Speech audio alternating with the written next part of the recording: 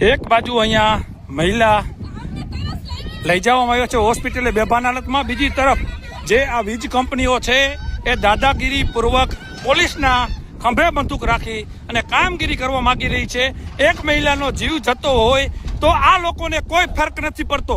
આ જે લોકો ઊભા છે, એક મહિલા અત્યારે બેભાન અવસ્થામાં છે, બીજી તરફ આ કંપનીઓને બળજબરી ખેડૂતોના ડેડ બોડી ઉપર પણ કામ કરવું છે। જોઈ શકો છો સીધા જ દ્રશ્યો જેતપર ખાતે અહીંયા મહિલા પણ છે। શું કશું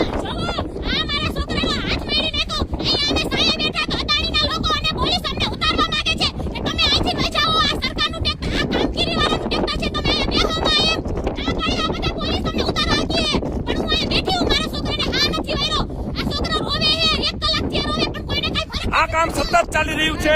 મહિલા અત્યારે જીવન અને મરણ વચ્ચે હોસ્પિટલે ખસેડવામાં આવી છે।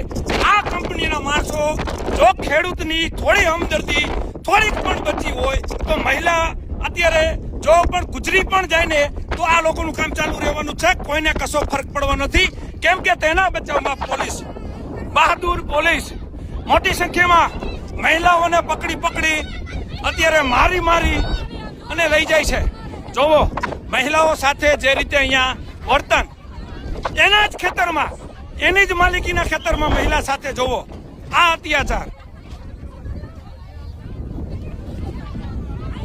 આ મહિલાનો વાંક એટલો છે કે એમના ખેતરની અંદર આ રીતે વીજ કંપનીઓ થાંભલા નાખે છે અને એ થાંભલાનો વિરોધ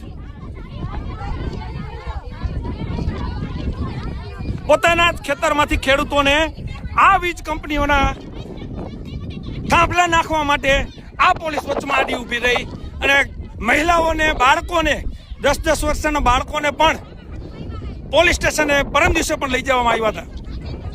હાલ અત્યારે પોલીસ જે રીતે જોઈ શકો છો મહિલાઓને અહીંયા